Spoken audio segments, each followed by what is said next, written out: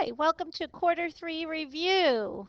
So if you look at the front cover, I love this little cartoon. It says, "Help, help, I'm dissolving, but bears are insoluble," says one bear to the other. And he says, "That's easy for you to say, you're not polar." That should get the idea across to you that because water is polar, it dissolves polar solutes. Just a cute way to start out. Okay, today we are going to go through as fast as we can so that I don't take up too much of your time, a review for mostly the third quarter stuff. But I made this list for you of things that you should definitely know from the first and second quarter. You should know the definition of elements, compounds, and mixtures, especially mixtures. Remember, because we talked about solutions this quarter, you should know the difference between a homogeneous and a heterogeneous mixture. Remember, homogeneous mixtures are the same throughout. So a homogeneous mixture is a solution would be an example of a homogeneous mixture. You should know physical and chemical properties of matter. For chemical properties in particular, you should recognize some key words like reacts or burns or rusts. Usually indicates a chemical property or a chemical change. When it changes into something new, that identifies something as a chemical property or change rather than physical. You should know atoms. And what do you need to know about atoms? You should know protons are positively charged, neutrons are neutral, electrons are negatively charged. You should know that protons and neutrons are in the nucleus, and electrons are in the cloud or orbital, the electron cloud or orbitals. You should know ions and isotopes. You should know that ions are charged particles. So they either have a positive or a negative charge. So that has to do with losing or gaining electrons. Okay, if you lose, you have more positive, so it's a positive charge. Gain, you're gaining a negative, so it's a negative charge. And isotopes, very important. Isotopes have the same number of protons, different number of neutrons. Same number of protons, different number of neutrons. History of the atom, the different models of the atom and the scientists. You should know Dalton, start off with Dalton. He has the solid sphere. Then you move to Thomson. Thomson did the cathode ray. The cathode ray experiment showed the existence of the electrons. He used the plum pudding model to show that electrons are interspersed negatively between interspersed with positive charges. Then came Rutherford. Rutherford did the gold foil experiment. He said the atom is mostly empty space, but with a small, dense, positively charged nucleus. He put the electrons around the nucleus. Then came Bohr, and Bohr said that the electrons are orbiting in the planetary model. Okay, the electrons orbit. And then finally, we have the wave mechanical model. The wave mechanical model shows that the electrons are in clouds or orbitals. You should know electron configuration and bright light spectra. For example, if you look up the electron configuration of nitrogen, the electron configuration is in the bottom left-hand corner of the box, would be 2, 5. In total, there are 7 electrons, but 5 valence electrons. Valence electrons are the electrons in the outermost shell. Remember, the bright line spectra is produced when an electron gets excited. So an excited state, this is the ground state for nitrogen. The excited state would be when an electron jumps up an energy level. So it might be 2, 4, 1 would be the excited state. Now, when an electron gets excited, jumps up an energy level, it absorbs energy to go to a higher energy level. When it falls back down, it releases energy as light. That's how the bright line spectra is produced. You should know properties of metals, nonmetals, and metalloids. In particular, you should know that metals have moving valence electrons, a sea of mobile electrons that makes them malleable. They generally are solid at room temperature versus nonmetals. And they conduct electricity, sorry. They conduct nonmetals. Nonmetals are non-conductors. There are a few that are solids at room temperature. They are carbon, sulfur, phosphorus, and iodine, but many of them are gases at room temperature. They're non-conductors, and they tend to be brittle instead of malleable. Metalloids have properties of both. You should know trends such as similar chemical properties. So elements in the same group have similar chemical properties because, remember, groups go down, periods go across, because elements in the same groups have the same number of valence electrons. You should know electronegativity. The definition is how much one atom attracts another's electrons. You should know that electronegativity, as you go across a period, electronegativity increases, and as you go down a group, electronegativity decreases. The reason for that has to do with the atomic radius. Remember, atomic radius is opposite of what you think.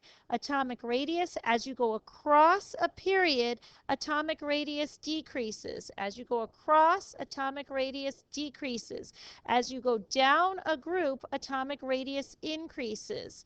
Why does it decrease as you go across? Because of increased nuclear charge.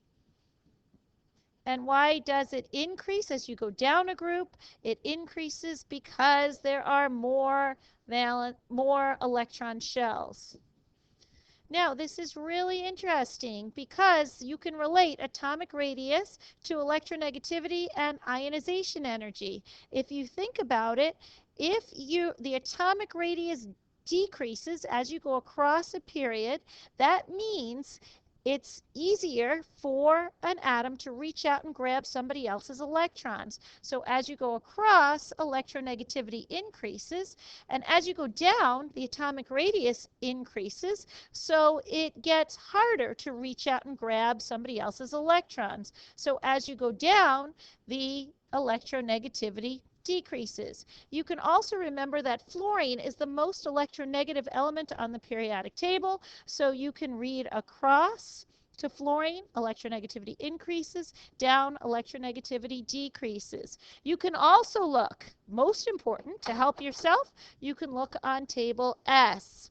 Ionization energy has the same trend as electronegativity.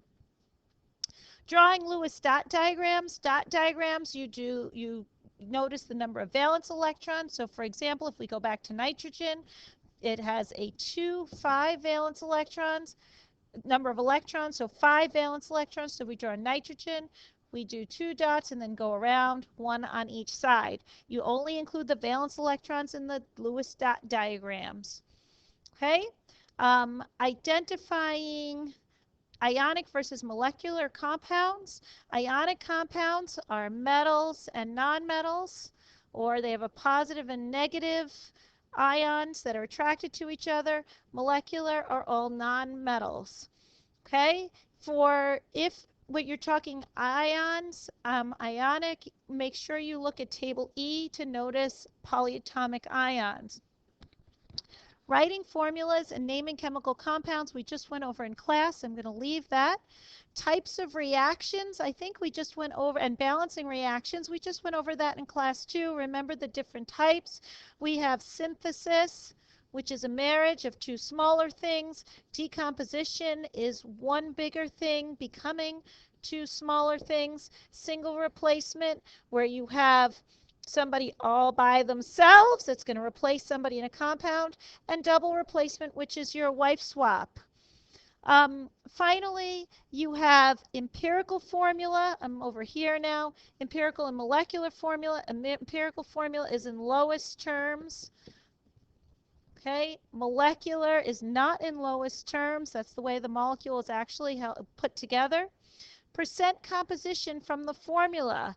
You need to figure out how much of an remember, it's part over whole times 100 is percent composition. So you look, the whole is generally going to be the gram formula mass. And then you have to put in the mass of the whole compound, the mass of all of the atoms of that element in the compound, and then times 100. So let's do a quick example. If we have NaCl, what's the percentage of the percent composition of Na? So we would do Na, we have one atom of Na. It has a mass of 23, and chlorine, we have one atom of chlorine which has a mass of 35. So we multiply them out, we add them together, we get 58. So now to find the percent composition of Na, we do the part, which is 23, divided by the whole, which is the gram formula mass, 58 times 100. Now, I know that you can't possibly have gotten a ton of information from what I just did. This is just a highlight to get you thinking. If you need more help on any of these topics or you need to go more in depth, then please review the videos that we did for the midterm. Right now, we're going to concentrate on quarter 3. So what do you need to know for quarter 3? Well, start with phase changes and gas laws. You should know fusion is also known as melting. Okay, it's between solid to liquid. Now, remember we said in class that the highest energy level is a gas, right? The highest state, the state of matter with the highest energy is a gas. So we usually draw a diagram where the gas is listed on top and the solid on the bottom, the way I did it on the board here for you.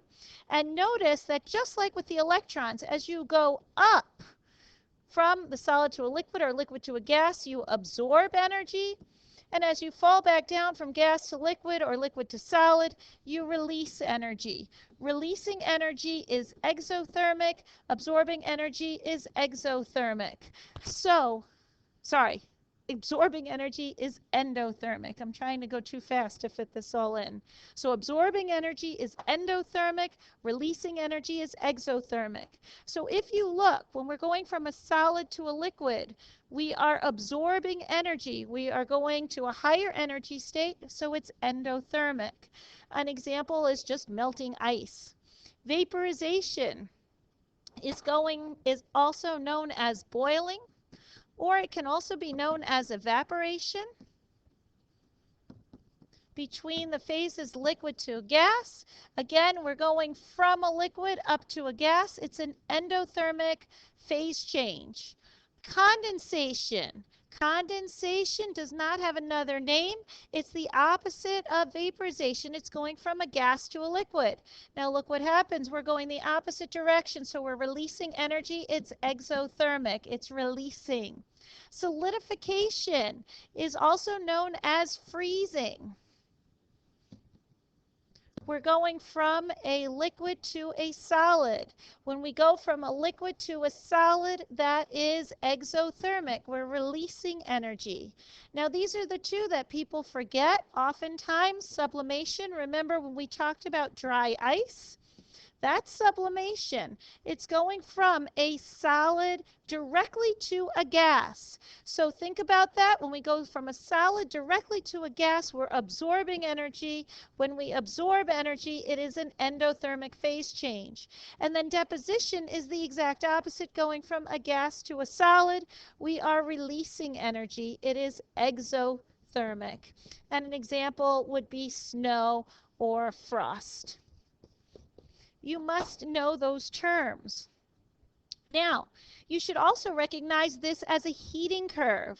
When we look at the heating curve, we have to identify the states of matter: solid, liquid, gas. Remember, you're in a single state of matter when the temperature is increasing. Okay, so we identified the states of matter. Phase changes, going from a solid to a liquid, is, you guessed it, fusion, or you can also call it melting. And then over here, going from a liquid to a gas, you could call that vaporization. You could also call it boiling. Okay, changes in KE and PE. Well, kinetic energy increases as the temperature is increasing, because you should know the definition of temperature is average kinetic energy of the molecules of a substance. So wherever temperature is increasing when you're in a single state of matter, that's where kinetic energy is increasing. When the temperature is staying the same, that's where you're increasing in potential energy. Increase in potential energy. Where one is increasing, the other is staying the same. So where the kinetic energy is increasing, potential energy remains the same. Potential energy remains the same, and potential energy remains the same. Here, potential energy is increasing. If you notice that the temperature is not changing, the kinetic energy remains the same. Kinetic energy remains the same. Okay? Now, what formulas would you use to calculate heat along each line?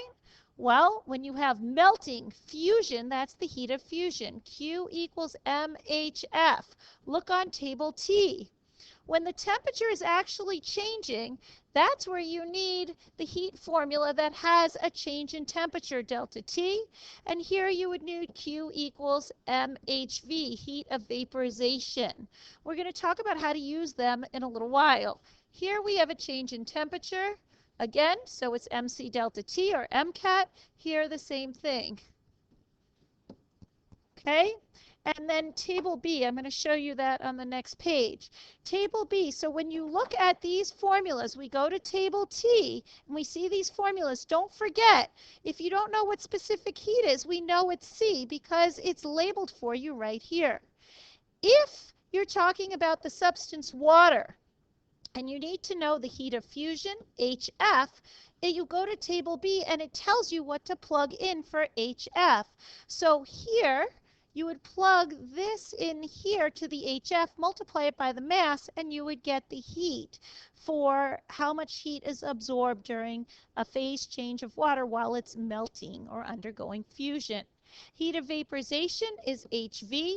This number, 2260 joules per kilogram, that's that HV value, and that gets multiplied by the mass in order to get Q. And then finally, the specific heat capacity, remember that's the C value. That's C, and for water it's 4.18. So which formula would you use to determine the heat required to vaporize? Remember, vaporize, that word, you're going to use Q equals MHV. Or melt, that's the same thing as fusion, Q equals MHF. Okay, now, gases, kinetic molecular theory, very important. You need to know the 4 principles of kinetic molecular theory. You need to know gases are particles which are always moving in straight lines.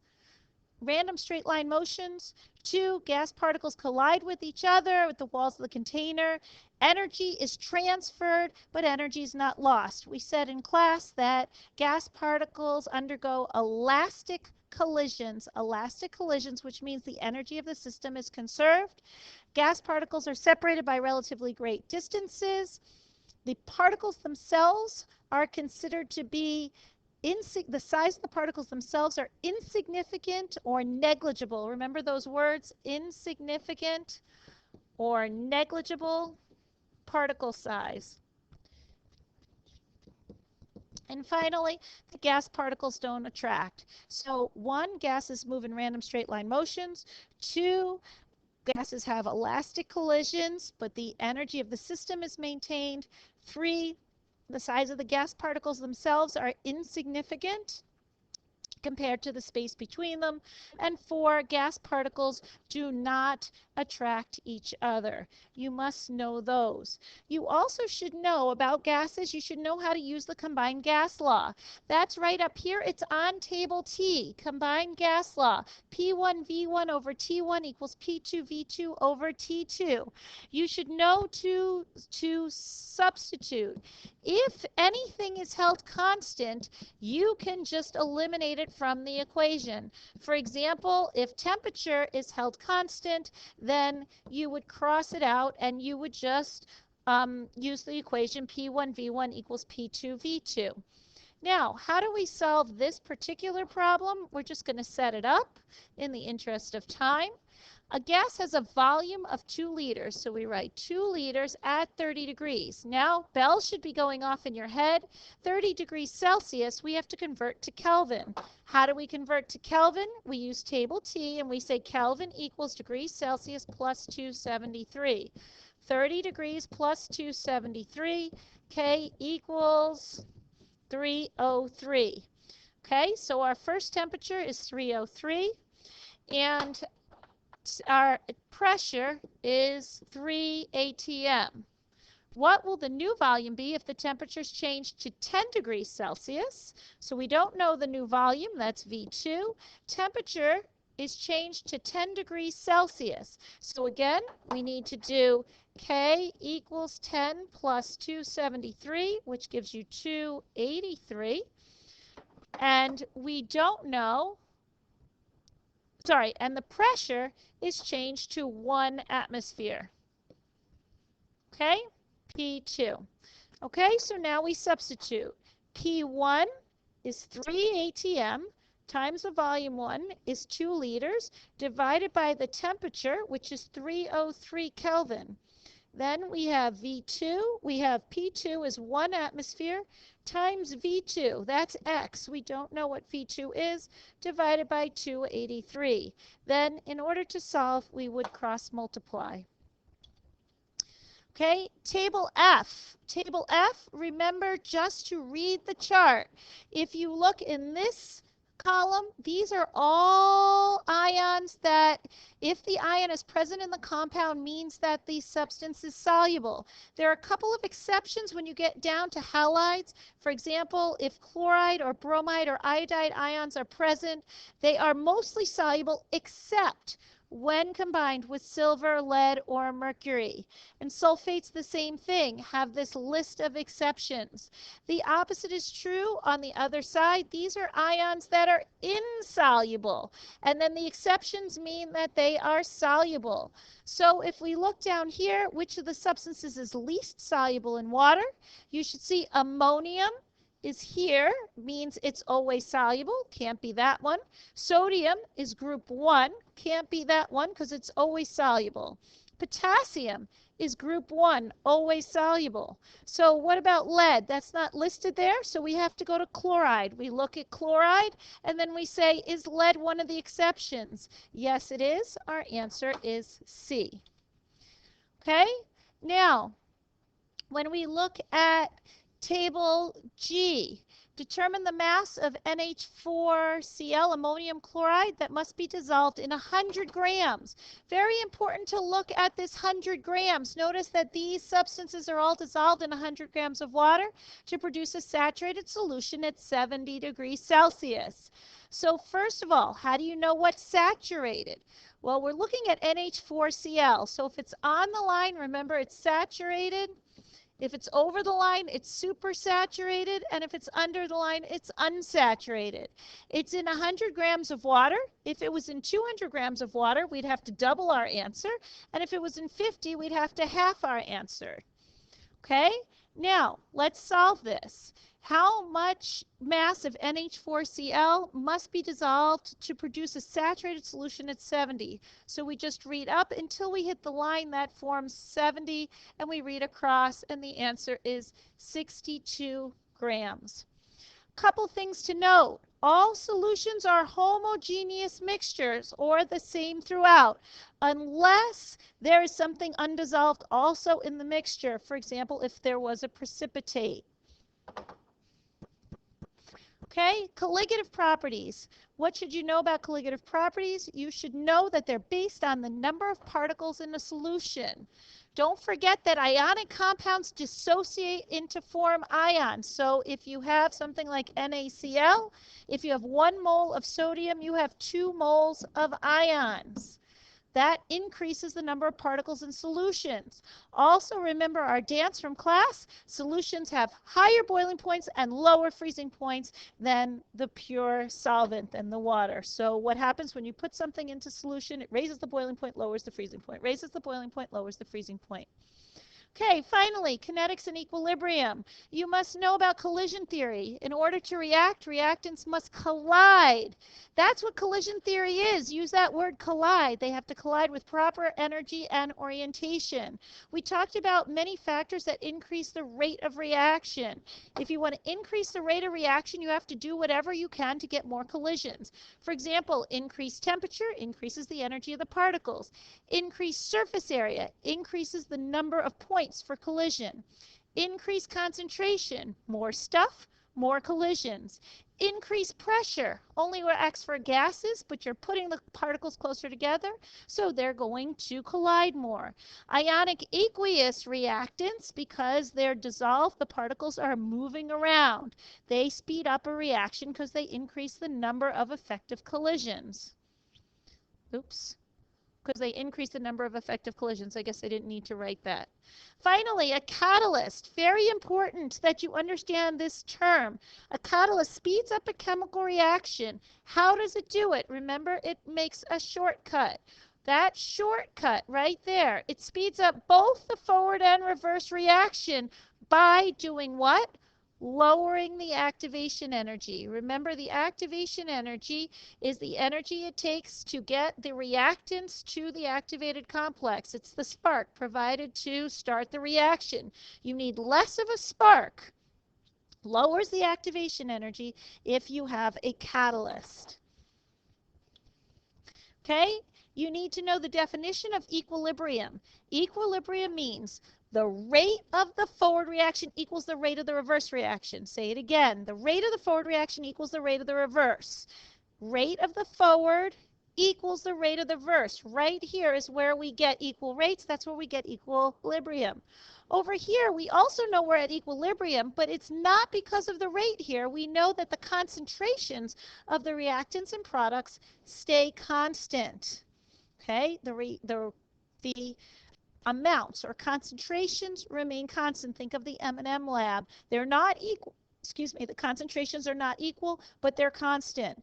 Notice the system must be closed to maintain equilibrium, because if a product can escape, like as a gas, then it will not be a reversible reaction. It will go to completion. The reaction will go to completion. Okay, Le Chatelier's. We're almost done, folks. We're getting there. Le Chatelier's principle. Okay, an equilibrium system will respond to relieve any stress placed on that system. This was from the Pogel. Remember, if we increase the amount of N2, look at the arrows. You're always going to shift from high to low. So you're going to increase the number of collisions between N2 and O2, which means you're going to shift to the right, downhill from high to low. So we shift right. And what happens to the amount of NO? The arrow points to what increases, so NO increases. If we remove oxygen, we're going to shift. Here's the arrows again. We're going to shift from high to low. This becomes the low. We're going to shift in this direction to the left, favoring the reverse direction. What's going to happen to the amount of N2? Well, the arrow points to what increases. So this and this increases. The N2 and O2 increases, and the NO decreases. So the N2 increases. What if we remove NO, decrease the amount of NO? Well, look at the arrows, shift from high to low. We're going to go this direction. What's going to happen to the amount of N2? Well, the arrow points to what increases, and the butt of the arrow points to what is used up. So this decreases. If we add heat acts as a reactant in this case. We're going to shift from high to low. We're going to shift to the right. That means the amount of NO, the arrow points to what increases, is going to increase. The last one, add 1. If we increase pressure, that only is effective for gases. So we have to look at the gases here and notice that we have 1 mole of gas and 1 mole of gas. So we have a total of 2 moles of gas on this side, and we have 2 moles of gas on this side. So there's going to be no shift. But normally, if there was an increase in pressure, you shift from more moles of gas to fewer. From more moles to less moles of gas. Okay. All right, heat of reaction. This is table I. Do not forget about table I. Table I tells you the amount of energy that's absorbed and released, and it's based on the side of the equation. I'm going to explain to you what I mean on the next slide. But there's 2 things that are really important for you to know about table I, and it's mostly written right down here at the bottom of table I for you. It says the heats of reaction are based on the molar quantities expressed in the equation. In other words, if you double the quantity, we double the heat absorbed or released. So if you look, let's take a look at H2O. If you have 2 moles of water produced, it releases negative 483.6 kilojoules of energy. But if it was 4 moles that were produced, it would release 2 times that, because 2 times 2 is 4. We'd have to double the amount of heat released. The other thing that's important for you to know is if delta H is negative, the reaction is endothermic, and if it's If delta H is negative, the reaction is exothermic. It's releasing energy. And if delta H is positive, the reaction is endothermic. It's absorbing energy. It says it right down here at the bottom of the table for you. Do not get confused. Check your work. Reminder, if energy is on the reactant side, remember these are reactants over here. If energy is on the reactant side, that means we're putting energy in. It's an endothermic reaction and it absorbs energy. If energy is written on the product side, it's an exothermic reaction because it releases energy. Okay, and finally, our last slide is entropy. Entropy is a measure of the disorder of the system. Entropy increases when you go from a solid to a liquid to a gas. So gas, remember, is the highest energy state, but not only is it the highest energy state, it has the most disorder. When a solid dissolves, it has moving ions. That means that you increase entropy or increase the amount of disorder. Nature tends to be lazy and messy. So spontaneous reactions are generally exothermic. That means that they're decreasing in energy and increasing in entropy. Messy means the entropy is increasing. Hope this helps. Good luck.